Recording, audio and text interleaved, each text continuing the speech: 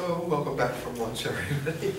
And this afternoon I'd like to talk a little bit about surrender, which is the second step of this approach to practicing in order to help us realize this sense of presence, this sense of consciousness that permeates this sense of being that we explored a little bit in the contemplative practice this morning. And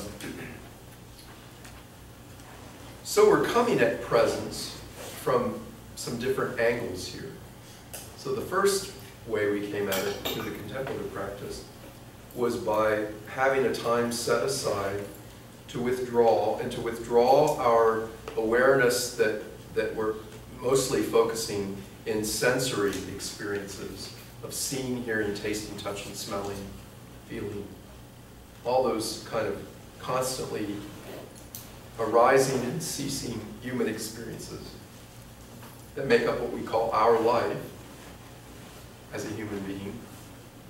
So contemplative practice is taking the focus away from those things where it's normally placed and really looking inwardly to the heart, to the core of our being, the essence of who we are, which is this sense of being, this sense of presence. And many of the mystics and saints from all the different traditions would tell us that the presence of this presence at the core of our being is not separate from what we call the presence of God. That it's actually one and the same presence.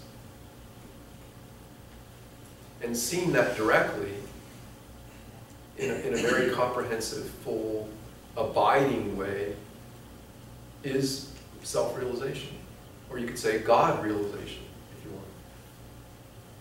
It's the realization that this presence is somehow holy and sacred.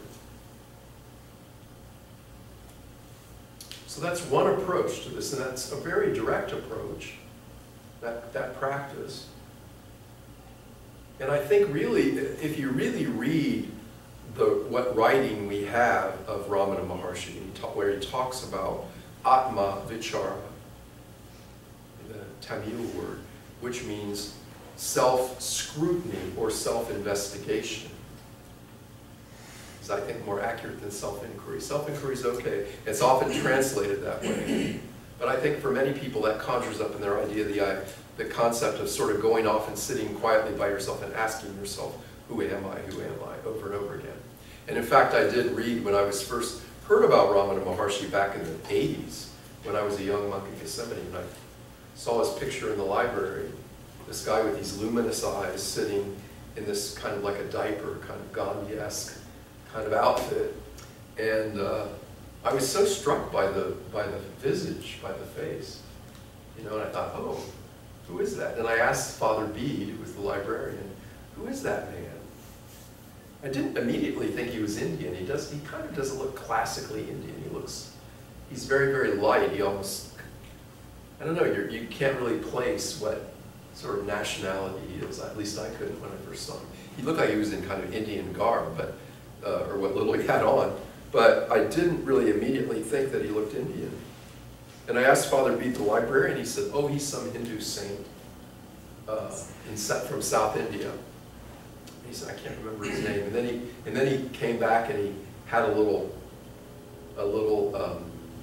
card on it. I'll never forget, I looked down at that card and said, Bhagavan Sri Ramana Maharshi. That's what it said. So I looked him up and I read what I could read about him. But I remember I read a book about him by Arthur Osborne. And Arthur Osborne seemed to be saying it is about going off and sitting quietly and asking yourself, who am I? And I saw that, and there was something in me that just kind of went, that doesn't turn me on. And then I didn't, That's a sign. Well, I just felt like, how could that possibly help? Like, what would be so, profound about that? There was something in me that just felt like, that can't be it, So I just didn't bother to look into it much more.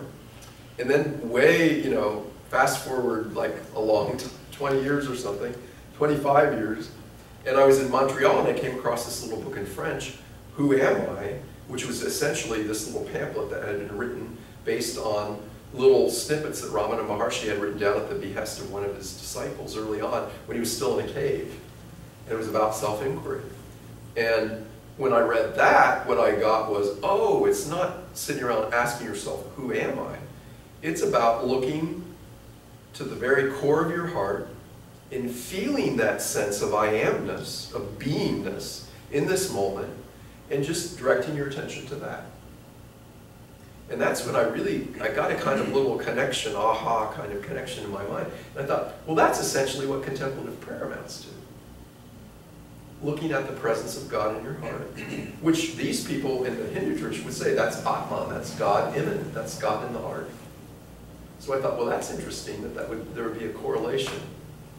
And somehow reading that book, that little booklet by Ramana Maharshi, and hearing him say that this is the most direct path that leads to self-realization, which he says in this. And there was something in my heart that just knew that that was true. I thought, yes, that's exactly it. And I've been doing this for years, calling it something else, but I've been doing this already for years. But I felt somehow compelled to take it up again with a lot of intensity. So for the next 3 years or so, every spare moment I had, I did that. On Sundays, I do it all day for hours and hours. I get up and I do this Vipassana kind of way of doing it. I sit for hours and hours and just rest it, try to rest in that presence. Then I'd get up when I really felt like I needed a break, and I'd walk around and still try to keep a sense of that as I was walking around, not in a meditative posture. But I did that for about 3 years, and then 3 years later in church, that happened to me. I just suddenly saw, oh, this presence of God that I've been seeking, that I've been looking for all over, it is that presence. It's the same reality. You know, it was just so clear. So I think this contemplative practice, and even the practice of self-investigation, self-inquiry of Ramana, is very, very, very similar, at least, let's say, if not the exact same thing. My sense is that it is essentially the same thing. So, saints and sages of various kinds and various traditions would say that that practice is very important. The contemplative mystic saints of Christianity would also say that. St. John of the Cross, Teresa of Avila, Meister Eckhart, they would all agree that that contemplative practice, the author of The Cloud of Unknowing, they would all say that leads to a unitive, what they would call a unitive vision of God, a unitive seeing that the presence of God permeates everything that exists. And that is awakening.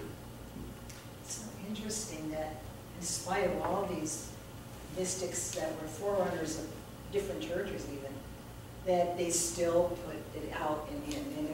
They separate. It's funny. They just really take people to think everything, God is out there, you know. I mean, so many, well, I noticed this, because I'm so sensitive about that, right? You do see it a lot. It just... You mean in Christianity in general? Yeah, in a lot of the different Protestant churches, and even the Catholic churches, some of them too. Mm-hmm. Yeah, I think it's true. I can say in Haiti, that's right. I think it's true that there is a kind of an assumption that God is out there somewhere and that we need to kind of get God to come here. Yeah. But in the Christian mystics, you find that they transcended that, and they saw that God is in their heart and that God always dwells there. And I think many of them, like people like John of the Cross, Meister Eckhart, Teresa, Catherine of Siena, I would say Francis of Assisi, I would say, you know, a lot of the really major mystics in the Christian tradition, and in the Jewish tradition, and the Sufi, the Islamic tradition. Christians of every stripe and color and religion and tradition and culture, oddly enough, come to the same conclusion that God is right here, right now, and always has been. And somehow or other they wake up to that reality. In the Jews, with the Jews, what is the mystical Jewish? Kabbalah. Kabbalists, yeah, but there's another one. And it's a big secret there. Well, it's a big secret everywhere, and even in Hinduism and Buddhism, which are non-dual religions, essentially, it's a big secret in the sense that most people don't realize it. But what I'm trying to point to is that this contemplative practice that's found in all these different religions actually is pointing to this reality. If you boil down the contemplative practices of the major spiritual traditions, they're all pointing. In a sense, they're the same. Hmm? Are they the same? Everything is the same? Well, they're pointing to the realization of this presence. So that is the contemplative piece of this. The surrender piece of this is pointing to the realization of this presence in another dimension of our lives. If we go off and sit quietly and do our contemplative practice and turn our focus interiorly, away from all the outward focus on people, places, things, experiences, all that we're constantly coming and going in our lives from the time we're born till the time we die. If we do a contemplative practice, which means coming aside to rest a while and putting that all aside and turning inward, that is a very direct path that all the saints and sages of all the traditions are, the deepest ones, the most profound ones, are pointing to. So that's one approach. Surrender is bringing us to understand that that presence exists in our everyday life, that it's always present there as well. It's not just present when we go off and sit quietly and focus on our heart, on what's in our heart. It's present in every single situation we encounter. Because every single situation we encounter is arising and ceasing in this presence. When we were sitting doing this contemplative practice this morning, a plane went over that you all heard. There were children playing and laughing in the pool. There was the kind of noise of the air conditioner or whatever it is over there. There's something making the noise in this room, which is typical of rooms, modern rooms. They make noises, you know. There's little things on. There's little technological devices and things we have that make noise almost all the time. There's like a hum. But all of those things, if you notice in your experience this morning of contemplative practice, they would arise, out of the silence would come these noises, these various sounds. They remain for a while, and then they go back into the silence.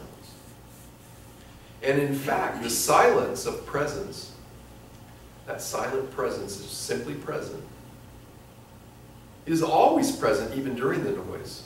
There's a silence beneath it. That if you have ears to hear, you can hear that silence. You know that old song by Simon and Garfunkel, The Sounds of Silence. And I remember even as a little kid being struck by that phrase, how I just thought that was such a clever, interesting phrase. The sounds of silence.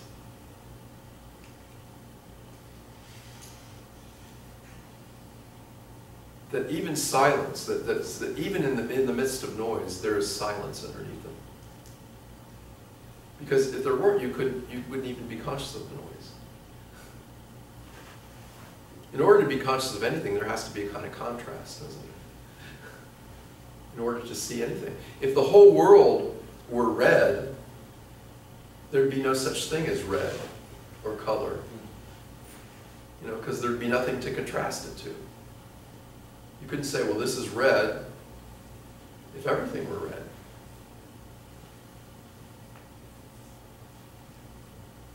So this presence is what exists all the time and what is simply present.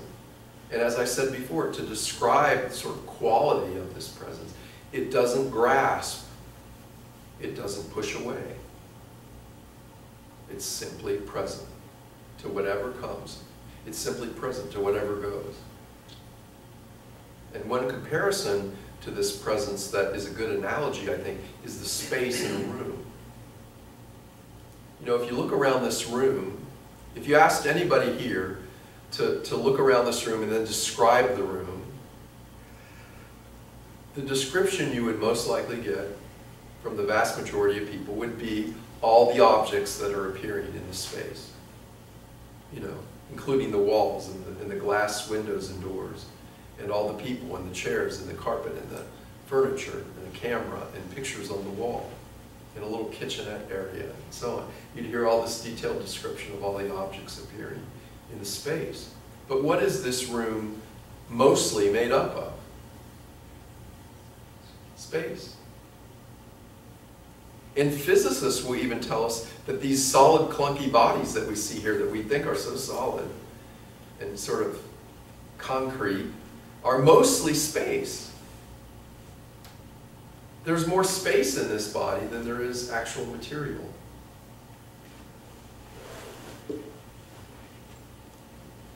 So that's pointing a little bit to the nature of this presence, this awareness, this consciousness that's very spacious and allows. So something in the book that I have is like, if you brought a bucket of mud and rocks and animal excrement and all this kind of vile stuff you can think of, and black paint, and the bucket was filled with that, and you went and poured it all around the room, just kind of sloughed it up in the air, and just poured it all around the room. Well, all the objects in the room could be covered in it, but the space in the room would be unaffected, wouldn't it? It would have just remained space.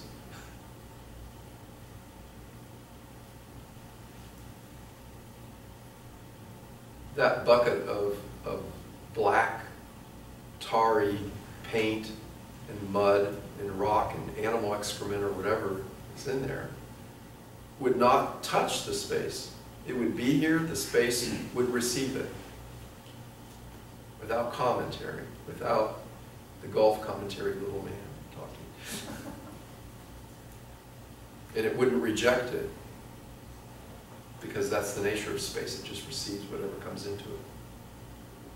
And then if you got a bucket full of rose petals and perfumed kind of potpourri, and you poured it all over the room, kind of sloughed it all around, and it smelled very beautiful and pleasant, the space would not hold on to that. The space didn't push away the first bucket. It wouldn't hold on to this bucket. It would just allow it to be like space always does.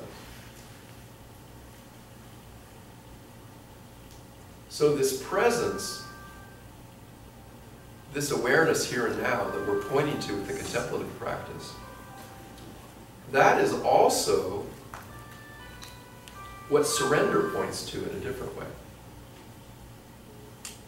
It's calling on you to, rather than focus on whatever's arising in experience, whatever's arising in this situation with this person, place, or thing that may be unpleasant on a kind of human level, on the level of human experience, it may be considered extremely unpleasant. But this presence doesn't judge it that way, does it? It's just present to it, whatever it is. And so the conscious intention to surrender, to just say, you know what, I'm going to surrender to this situation, to this person being present, to this situation being present, to this experience in life. It's pointing you to realize the presence of this presence that doesn't push away, that doesn't grab onto, that's simply present. So it also is a practice that points to this. And Carol mentioned that that's a really good idea of taking your prayer word that you center in when you're sitting quietly and you get a distracting, something that distracts you away from that sense of presence. You use your prayer word to center back into the presence. And you can use that during the day, in your ordinary daily life. When you're in a situation and something arises that you don't find particularly pleasant, you can just say this word, being, or whatever your word will be that you choose. But let's say it's being, like it was this morning, so you say being. And that kind of grounds you again, instead of this fighting resistance to this, whatever it is that's appearing that you don't want to be here. When you say being, that can kind of call you back to resting in this sense of open, spacious awareness, presence. It's simply present. And that itself is surrender. And again, surrender is not a doing. It's a simple being. It's being itself is surrender. Because the very nature of that consciousness is that it's absolutely spacious and open and accepting. So today I'd like to reflect on three aspects, or three levels, you could say, of surrender. that we can kind of bring a kind of intention to our everyday experiences as we move through life. There's a little passage from the Course in Miracles that goes something like this. It says something like, I am determined to see this differently. It's one of the things in the workbook that people work on as a kind of practice. So it's bringing a kind of intentionality to an experience that you find unpleasant or negative or somehow undesirable. And rather than looking at it from that filter of being unpleasant, undesirable, the kind of experience you want to push away, you're bringing a kind of intention that says, I'm determined to see this differently. I don't have to look at it that way. I've looked at it that way in the past, and I know what that's like. I had that experience. I know how that leaves me. I know where it leads me. And I'm going to choose to take a different approach. And that's kind of the spirit in which I want to give you these 3 levels of surrender. That you bring a kind of intentionality to each of these words I'm going to use.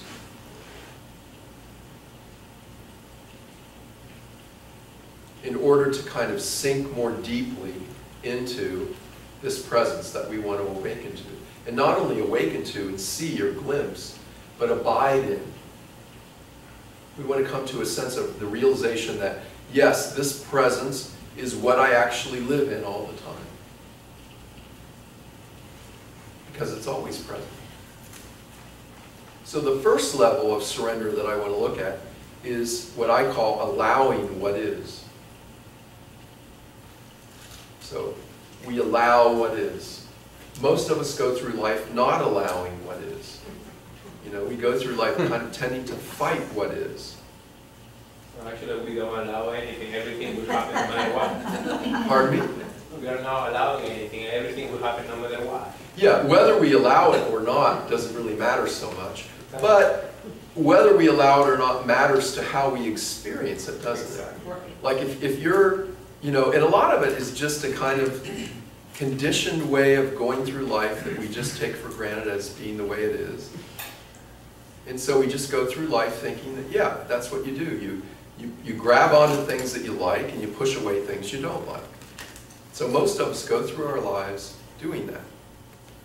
And we can ask ourselves the question, how's that been for you? How's that working out? You know? And then really look at that. That's why, like the Buddha was always saying, don't believe my teaching. Kind of odd, huh? You know, most teachers you think of as wanting to go around saying, oh, believe my teaching's good, my teaching's correct. Believe that, and you'll be saved, or whatever. But the Buddha would often go around saying, don't believe what I tell you. And what he was pointing to was this idea that, you know, just because I've proven for myself that what I know to be true is true, I don't want you to believe it just because I say it. Yeah, I want you to prove it for yourself. I want you to actually come to a direct experience of the truth. Not just believe it because I say it's true, because the Buddha says it, or because Jesus says it, or because the Pope says it, or because somebody, your Aunt Tilly says it, or because whatever, whoever says it. But to investigate it for yourself and see, is this true? Is this really true for me?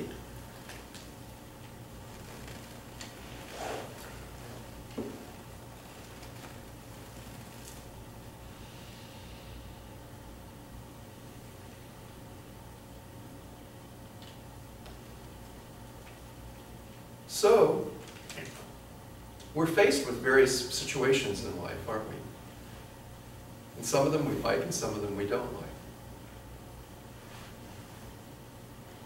And we do seem to have this tendency to grab onto what we like and to push away what we don't like. But this first level of surrender, accepting what is basically indicative of a determination to see this differently. You know, rather than look at this as just something pleasant that I want to keep around or something unpleasant that I don't want to keep around, I'm going to look at this a little differently. Maybe I can look at it through the eyes of this that looks through these eyes, and that doesn't judge, that doesn't kind of discriminate, but that's simply present. So when we get to a situation that we don't like, or for that matter, when we get to a situation that we like, which, like all situations, will not stay around forever, in case you hadn't noticed that. Even the things we like, we can like them all we want, we can love them all we want, and they will not stay forever. You know, I love my parents dearly, but they're now both gone. And where they are, I'm not sure. But the parents that I knew, I don't see them anymore. Haven't talked to them for a while. Haven't talked to one since 2007. Haven't talked to the other since 1999. And as I recall, there was no argument between us. But I have very few conversations with them anymore. And the ones I do have are very one-sided. You know? I can imagine how they might respond to something, and do often. But that's a lot different than having their bodies here and them respond, isn't it? So even if we love something very dearly, no matter what it is, it could be something we love very dearly, like a loved person, a loved one. It's the most important person to us in the world. And they will not be around forever. Either we'll die, or they'll leave, or we'll leave.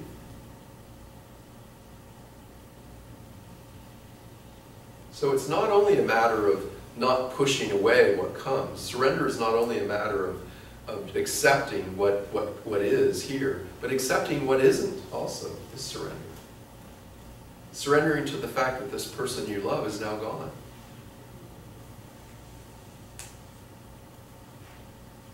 And so the first level that I want to look at is just this idea of accepting what is. And we can even say that phrase can be helpful to get us to that sense of consciousness that accepts what is. That's the surface level of this consciousness, accepting what is. Actually, I correct myself. The first level is allowing. First level is allowing. So allowing what is even has a little bit less kind of embracing quality than acceptance does. Acceptance is actually the second. But allowing what is simply kind of permitting it, kind of tolerating it. You know, okay, you know, if you say, well, I'll allow it. You ever watch court TV shows? Never watched court TV shows? Like Judge Judy and things like that. And sometimes you'll get a line of questioning or on a movie, and the lawyer will have some line of questioning that's actually crossing a line in a way, and the judge will say, I'll allow it. I'll allow it. That means, okay, I'll tolerate it for now, I'll allow it, but watch it, buddy. You know, it's like, I'll allow this for now, but later I may not allow it. If you go too far. That's just an opinion, because what is going to happen? I would just ask, just if we could just like listen to the talk, and then we'll always have time for question and answers. Because if we get too much into commentary and questions and answers during the talk, then I'll never get the talk kind of out, and it will kind of hang us up. And I don't mean to, I'm not trying to be controlling here, but it just, I think it flows better if we do that. So if you have questions, that's great. But if you could just hold your questions till I get to the end of the talk, and then we'll address the question, and that way we can actually look at it more fully too. And it helps me kind of answer it better. It helps keep my train of thought. Because actually, when I do these talks, I don't prepare them anymore. I used to prepare assiduously. I would get by myself for an hour or two, and I'd write everything down in an outline form, and then I'd try to even, you know, I was pretty conscientious about this stuff, so especially when I gave like centering prayer retreats. So I'd try to then memorize the outline. You know, I was a little bit of a... So I'd try to memorize the outline, and then call it up in my head. I had a pretty good memory, so I could usually visually kind of see it. And I just go down the outline and do it. But it was very, very prepared and all that. Well, after this shift happened to me, I still did that, and I was on a rotation to preach every month. So my time would come up to preach in this parish we had, in the Benedictine community I was in. And I would get up and go to preach, and after this shift happened to me, I'd even have a little, when I preached a sermon, I'd even have an outline that I'd take up there. And I would literally, I was telling somebody about it, I think what happened was there was such a shift from conceptual living, because I think the way we live our lives mostly is up in our heads, conceptually, and we think that's real, we think that's reality, so we see everything through this conceptual filter. But when that filter was then gone, I'd get up there and I'd look at the paper with the outline on it, and for about 4 or 5 seconds, all I saw were squiggles on a paper. And the idea of it being words and stuff just wasn't there immediately, so that would kind of come sometime afterwards, sometimes 4, 5, 10 seconds. So in the meantime, there was a little bit of a panic. It's like, okay, there's all these people. I'm supposed to talk apparently, and I can't, you know.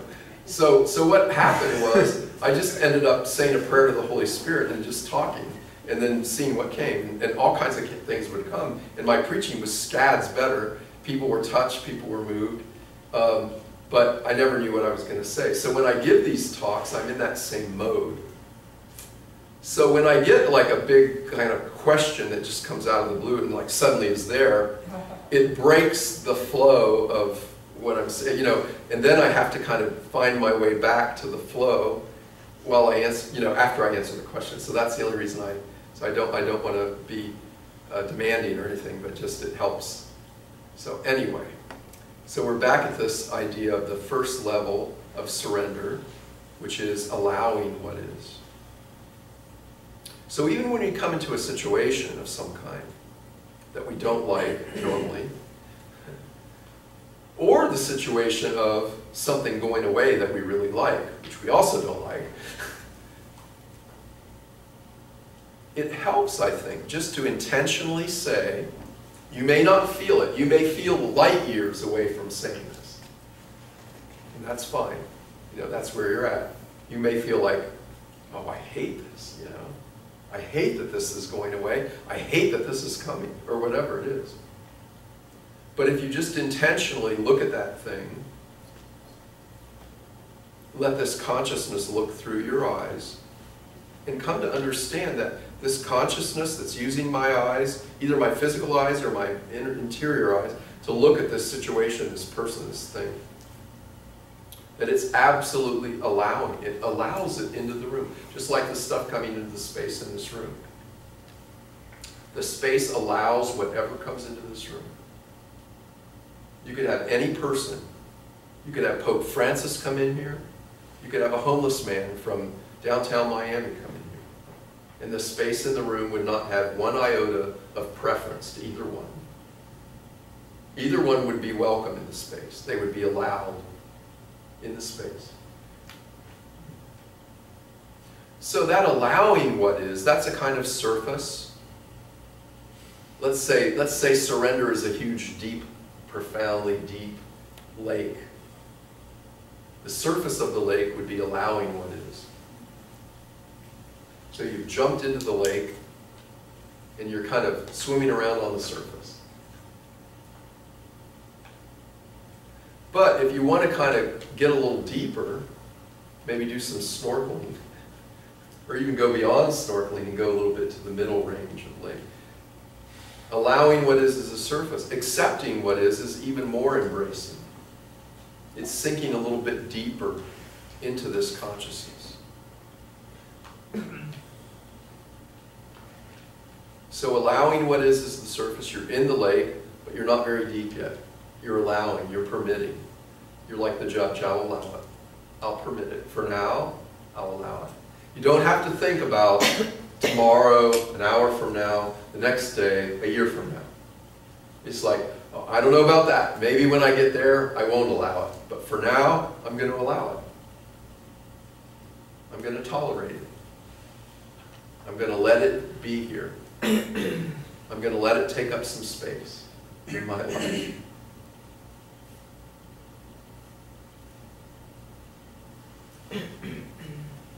And the other aspect of this allowing what is, and actually it's an aspect of every degree, every level of surrender, is a kind of trust that comes.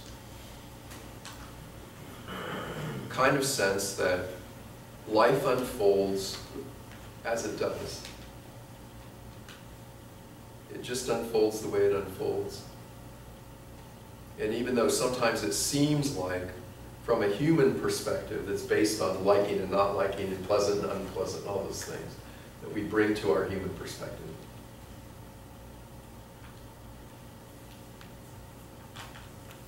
It's okay with the way it is. It's not looking at it through that filter of I like it, I don't like it. It's pleasant, it's unpleasant. It's good, it's bad.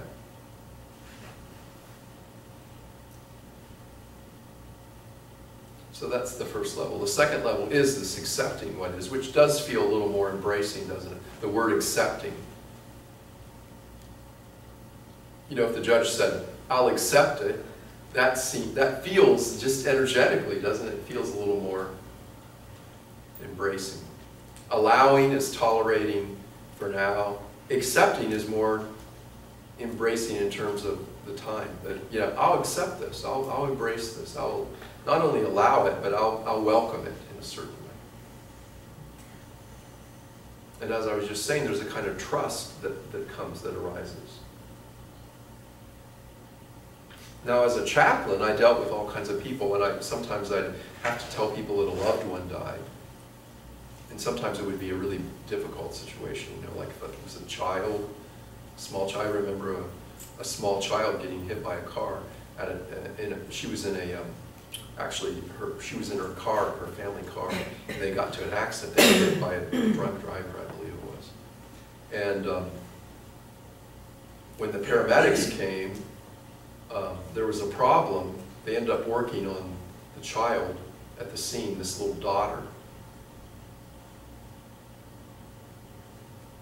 And so they couldn't really, they felt that they couldn't really move her. There was something to do with her neck, if I remember correctly. Anyway, they felt that they couldn't move her in the ambulance at all. So they wanted to keep her there sort of stabilized, and they were working on her in some way. And so they called another ambulance to come and take away the people that were getting around better. And the mother decided to stay with the daughter, and the father went with the son. There's a little boy and a little girl. So the father went with the son in this other ambulance, and they brought them to our hospital.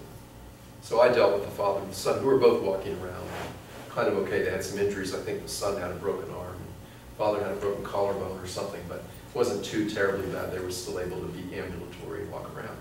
Well, then I got a call from the chaplain from the other hospital, the children's hospital, where they'd taken the daughter and the mother eventually, and the little girl had died. And so I had to go out and tell the father and this little son that their daughter and sister had passed away at another hospital. And that was hard. That was really difficult for me. And some people would say that sometimes you hear people say this kind of thing and they mean well, and a lot of it's because they're uncomfortable and they don't know what else to say. But sometimes even very religious people, they might be very compassionate, but they'll get into some situation where somebody dies. You would especially find this a lot when people lose children in birth, or like they have a kind of miscarriage or something like that. And often you'll hear friends say to them, well, you know, it's God's will, and God's will is best, and you know, we have to accept this. And that is often very frustrating for the person going through the thing, because they feel like, well, it's easy for you to say it's God's will. You know, you didn't just lose your baby. And people can become very angry sometimes. But there is a reality. There is a level of surrender that can happen. And even for surrender to happen at all, there has to be already a foundation of a bit of trust that life does unfold as it kind of is meant to on some level. And that's not anything that you can just abracadabra make appear in someone. It's either there or it's not. But people can get to a level of surrender, of either allowing or accepting what is, where the question why, which is the perennial human question, you know. I mean, as a person that did professional sort of pastoral care, believe me, that is a universal, perennial human question.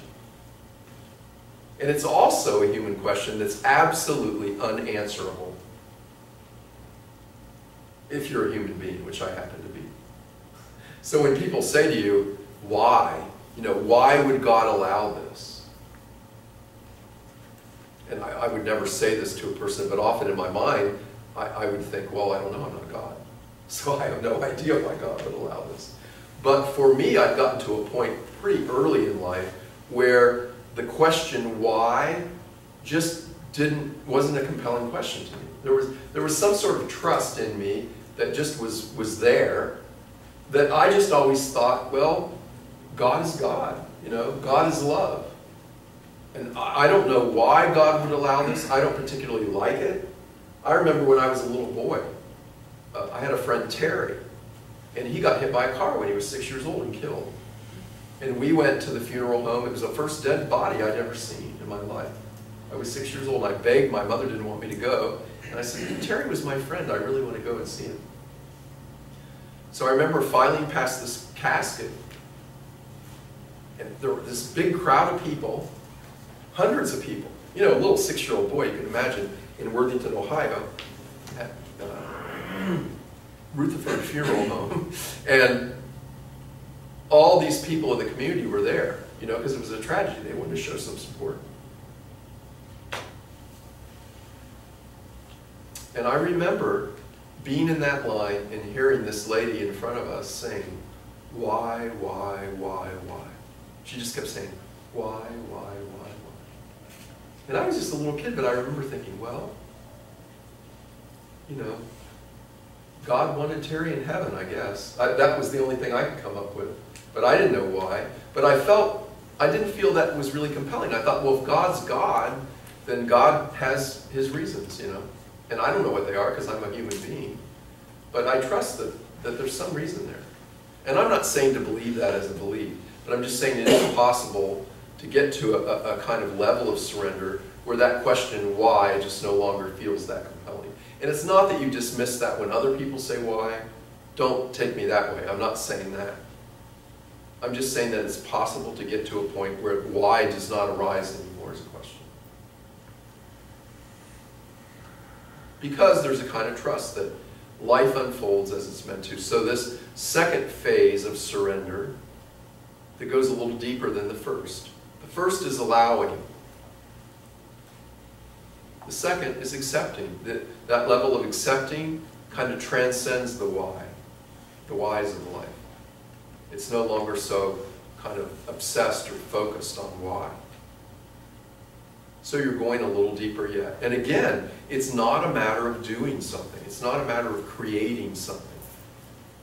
You know, it's not a matter of not having surrender and then somehow manufacturing it by feeding your mind with a bunch of beliefs like this idea of trusting everything that happens. That's a belief, unless it's a direct experience, and then it's a direct experience, and then the why just doesn't arise. It's not a way of arguing with the why. You know, that trust is either been revealed to you or it hasn't yet. But the surrender is really not a doing. It's just another way of sinking into this consciousness, this presence, that the very nature of which is absolutely embracing of everything that arises within. So first comes the allowing, then comes the accepting. And again, I think it's good to just use the word. If you're in a situation, say, I allow this.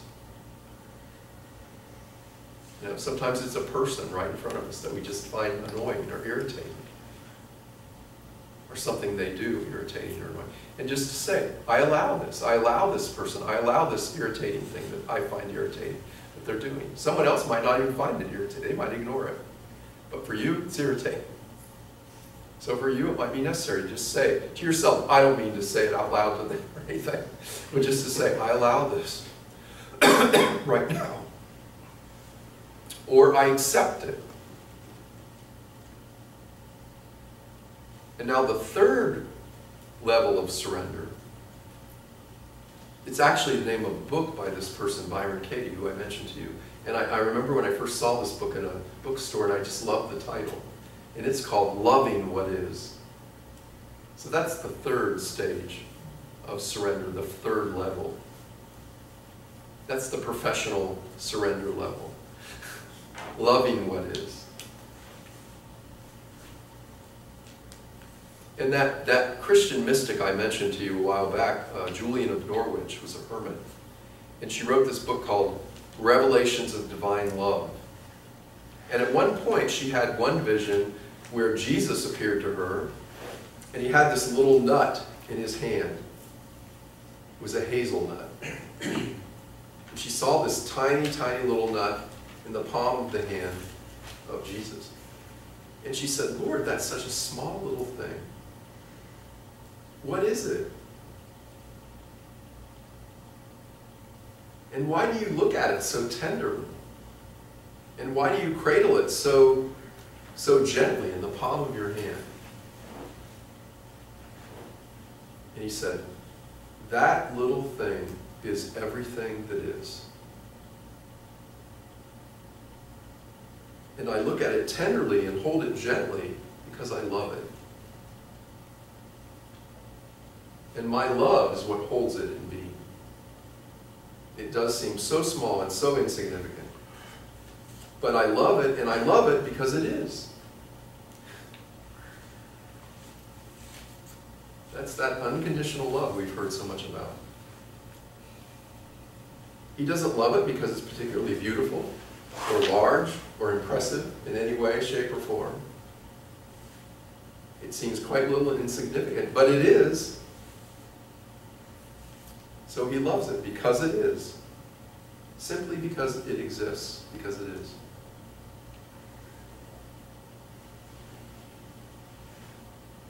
And that's the deepest level of surrender. That's the deepest level of sinking into this consciousness, this one consciousness, because that is looking at reality through the eyes of God.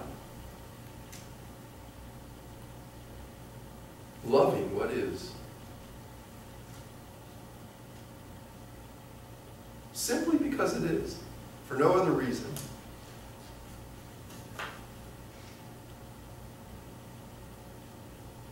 And we might think, well, that's easy to say, but boy, there's some things that aren't very lovable. And yet they are. So looking at that through the eyes of God means we love it. Simply because it is. It doesn't mean we don't do anything to change it either. This is often misunderstood when people look at it, and that's part of that idea of quietism, too. This idea that you just become completely passive, because God's will is the only will anyway, and any idea that our will exists at all is an illusion.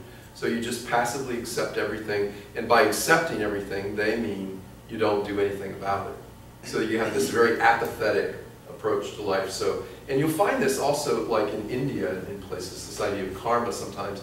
I think it's a misunderstanding, but it's the way it's popularly held by thousands of people all over the world of very different religions.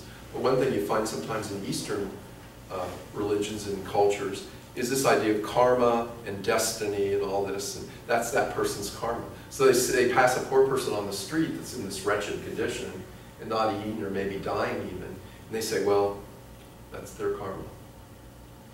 So I can't do anything about that. But maybe another way to look at it would be, okay, that's their karma. They're in that. That's true. Maybe your karma is to do something. Because you're there, right?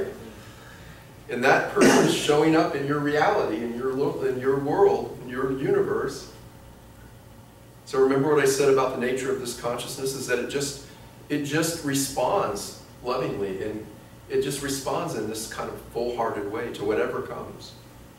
So if it's their karma to be poor and hungry, and you're in a position, it may be your karma to clothe and feed them, and love them, or just be present to them.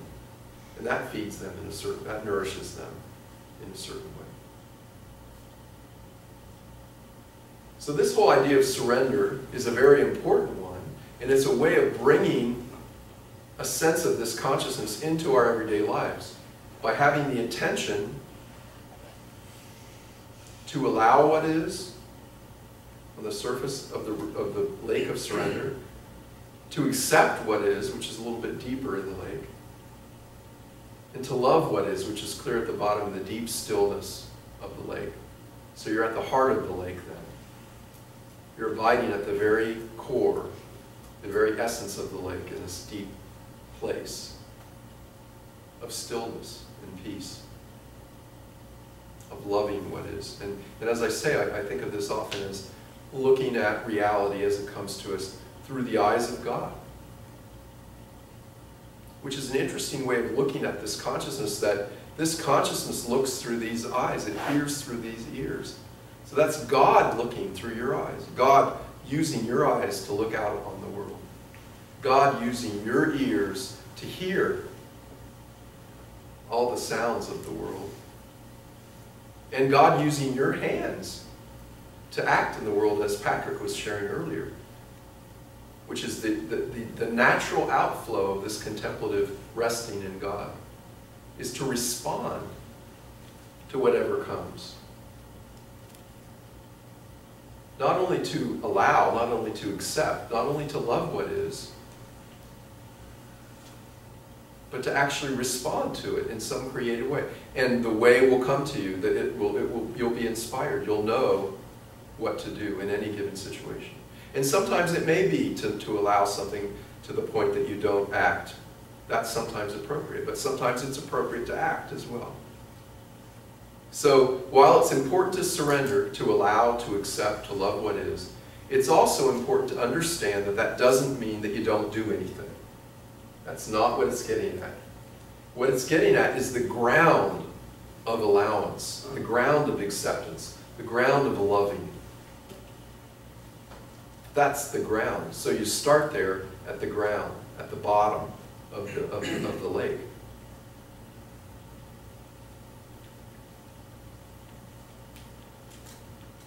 And when you act out of that place of utter allowance, acceptance, of loving, then the most skillful response just arises spontaneously and naturally in the heart.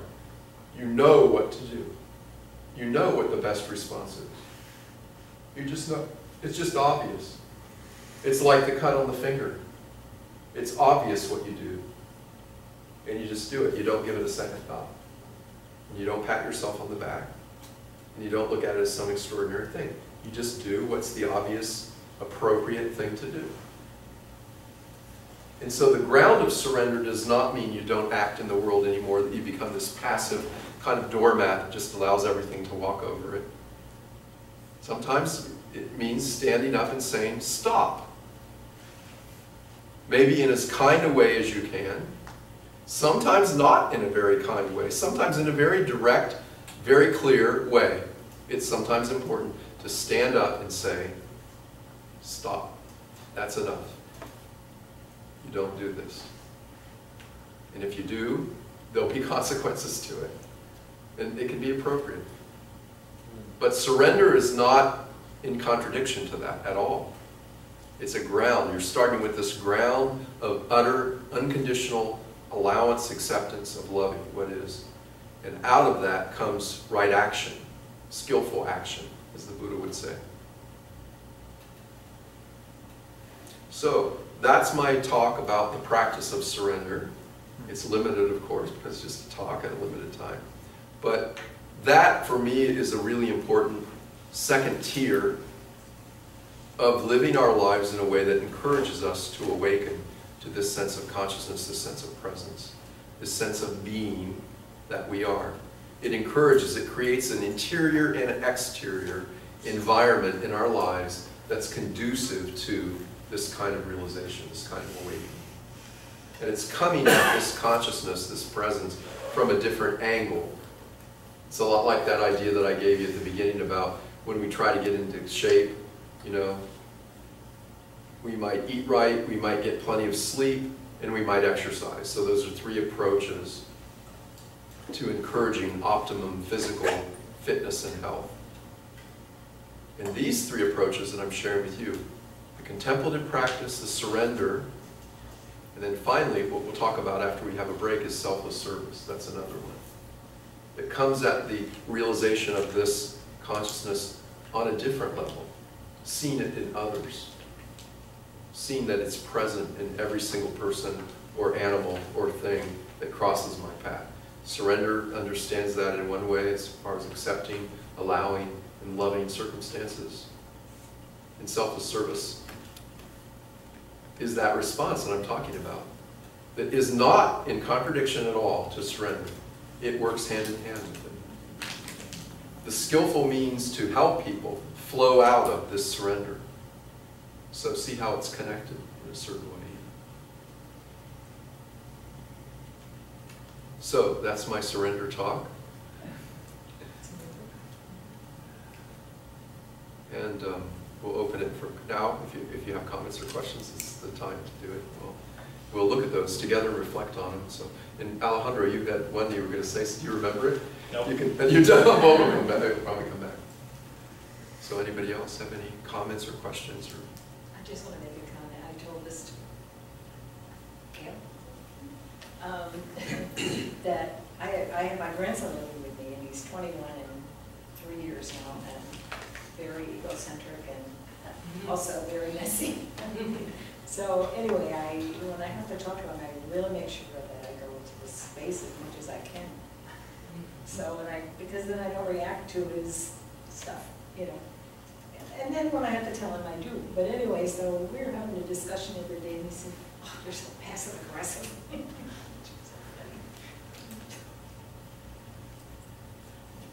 I don't know if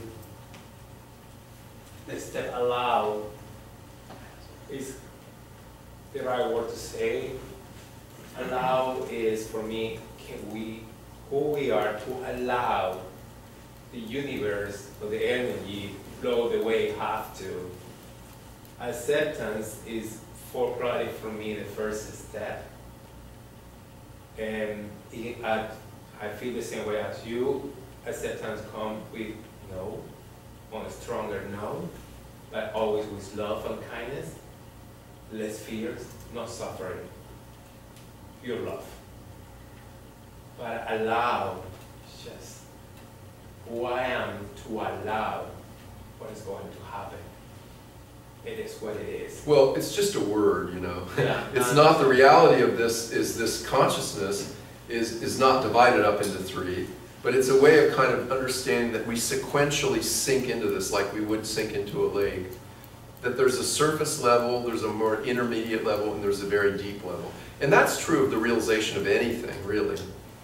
You know, and even a realization of this presence, however it comes to you, if it comes to you in a kind of aha moment in the middle of the church like it did me, or if it comes to you on a mountaintop or under a Bodhi tree, or while you're taking your garbage out, or however it comes, there are different levels of this kind of awakening.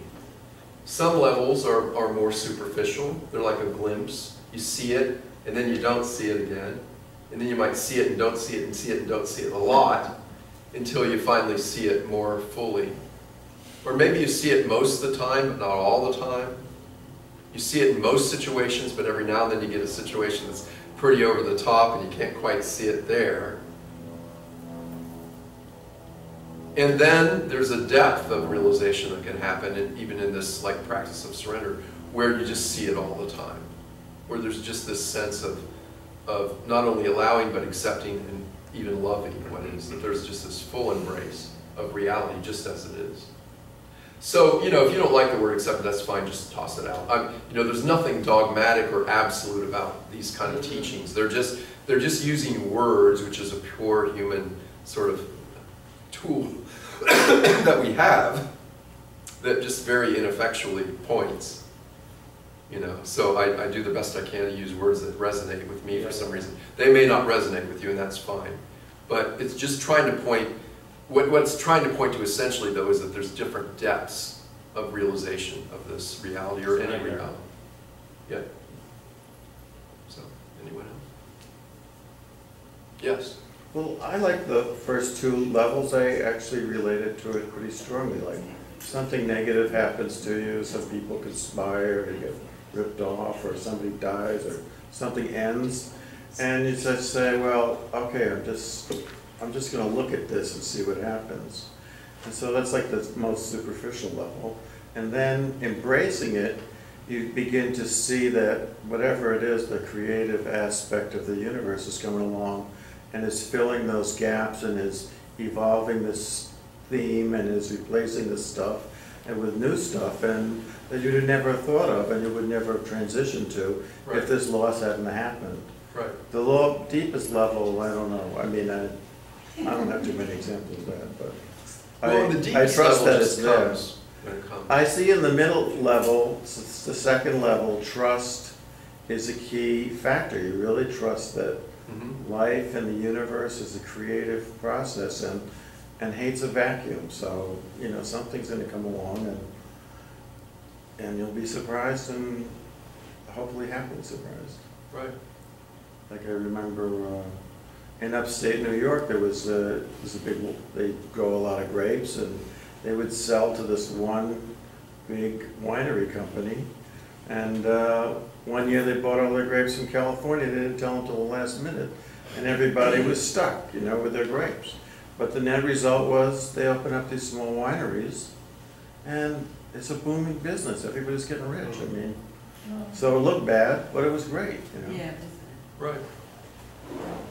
I just recently had a situation where I was working at a job that I didn't really care for a whole lot, but I was doing it. It was putting some bread on the table and paying part of my bills, but it wasn't really enough to pay all my bills. And then this teaching thing really was beginning to take off a lot in the last months and really filling up very quickly. And my Skyping, my working with people was filling up more and more. And it got to a point where my boss was a little, I don't think real happy with the fact that I was missing certain days to travel, and that's partly why I had this scheduled for such a quick thing, because I'd just done something in North Carolina, and then I didn't want a lot of travel days again a week later when I just got back from something in North Carolina. So I scheduled it so that I'd leave on a Sunday so I wouldn't miss Monday.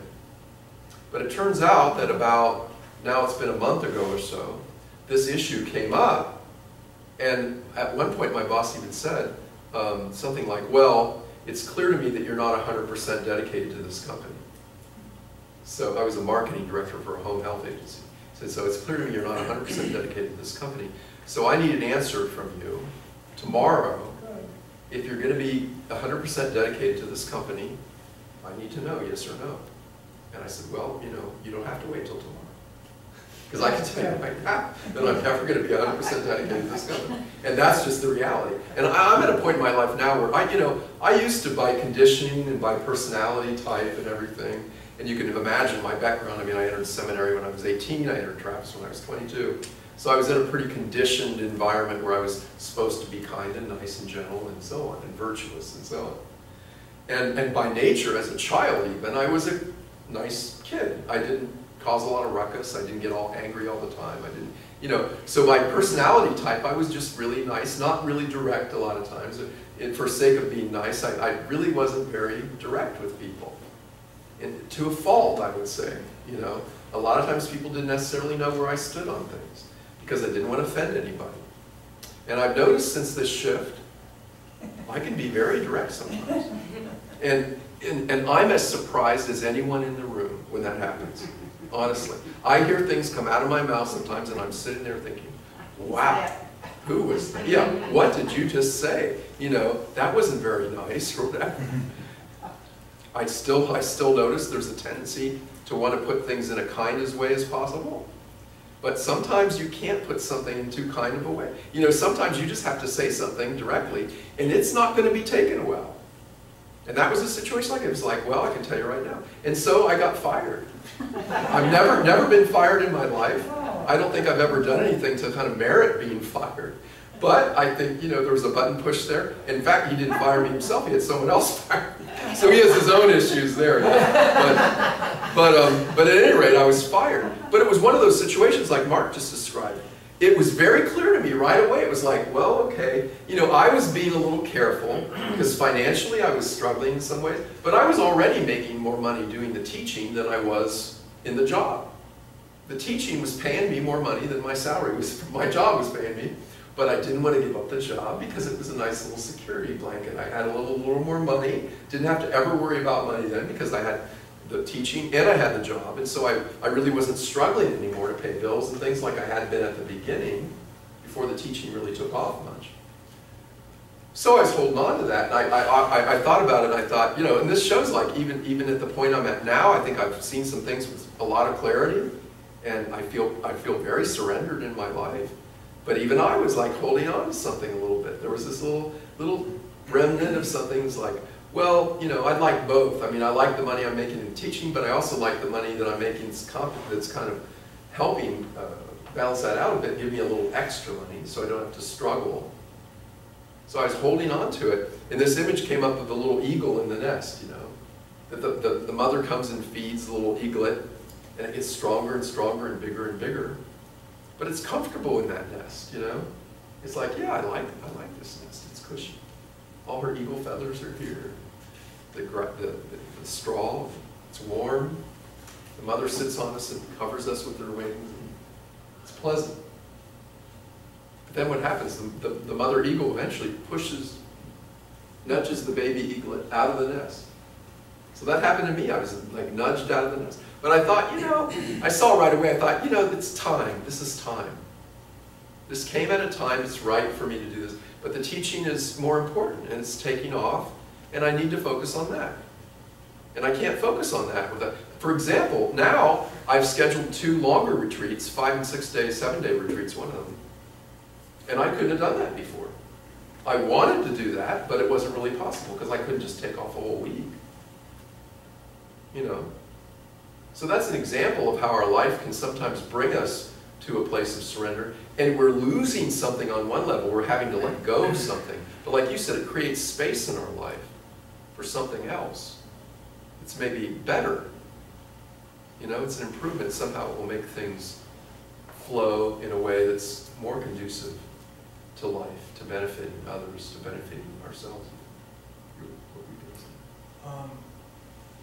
I'd like to, we talked initially yesterday about non-duality, just touched the surface of it. With regards to presence and the shared aspect of that, one of the troubling things to me, not just in the United States, but throughout the world, is this polarization that we have that is almost not logical, that we have, you know, such strong poles politically, religiously, even about the weather. Any thoughts about polarization in the oneness of consciousness?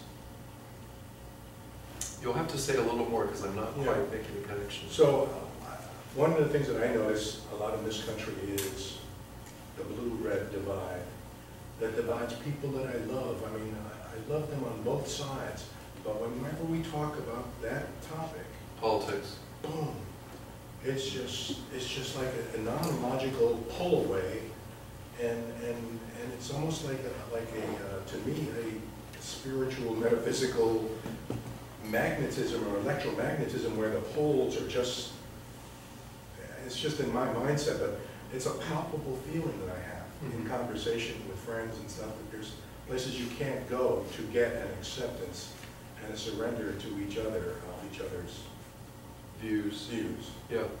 Yeah, I mean, I think that what happens is that since most of us as human beings, for some odd reason, you know, Buddhists and Hindus call it Maya, Christians call it original sin, but something ain't right, folks. You know, it's like something's off with us people. We just don't get it somehow.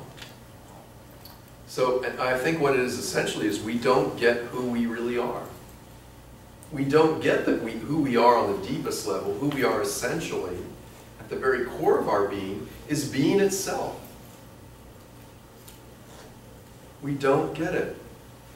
So therefore, we try to replace that deep sense of being with some other identity. And we'll use whatever we can. We'll use political, religious, cultural, gender, any kind of opinion, any kind of idea of what we own, what we have, our possessions, our roles in life, whatever we do for a living, how much money we make, what kind of car we drive, you know, to what color of hair we have. You know, somebody said that, I saw some study, and it was something that appeared on Facebook for some odd reason, and all kinds of things pop up on there. sometimes with advertising and things like that. It said something like, did you know that that 70% of blonde women in the US aren't really blonde? Or something like that. And it was like, it just was kind of reminding us that, you know, we just use whatever since we don't know who we really are, we try to manufacture who we are. We try to create an identity for ourselves. And we'll do it however we can, and people do it in millions of different ways. We all have our own style with it. But I think that's what happens, and then we become those things. So we become, I am a Republican. It's not like, my views are Republican, but, you know, your views, my views are not Republican, by the way. Just the opposite. But anyway, that's neither here nor there. But we can really identify with that. You know, like in French, the way the language is set up, would be an example.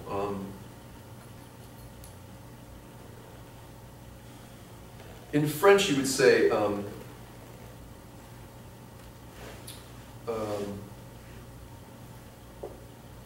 j'ai colère. So, I have anger. That's the way you say that. You don't say, je suis colère. Or, I don't know how to say it now. Huh? Couleurs. Yeah. Je suis colère. You don't say it that way. You say, I have anger. Which I've looked at, I've kind of contemplated that. It seems somehow more accurate to me than English, where we say, I am angry. You know? Where we say, I am Republican, or I am Democrat, or I am Catholic, or I am Jewish. You know, or I am sad, or I am happy, or whatever. You know, to say, I have happiness, I have anger. You know, I have Republican views, or I have Democratic views, or whatever. But that's not who we are. But until we know who we are, we're just desperately trying to find out who we are. And since we can't find it out, presumably, we create it. So we get so identified with these things. And then if someone comes along and threatens that, that's threatening me. And I become defensive. You see it everywhere. You see it with religion, you see it with politics, you see it on Facebook with non-duality. You know, people have different views of non-duality, and if you question that and say, well, that's not my view, I have a different view of that. Well, God help you. You can be crucified, you know, you better watch it. How do we get to a common ground, I guess is what I'm asking. We have to find out who we really are. You know, we can do all we can to try to stop prejudice, and you got all kinds of, you know, you've got you know, different organizations that try to fight prejudice in various ways.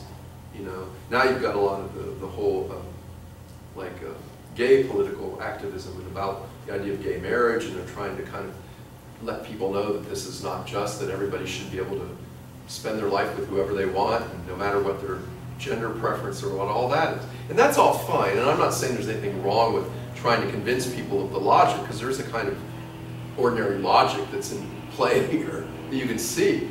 But until people really understand who they really are, they're going to continue to identify with their various views and ideas and opinions.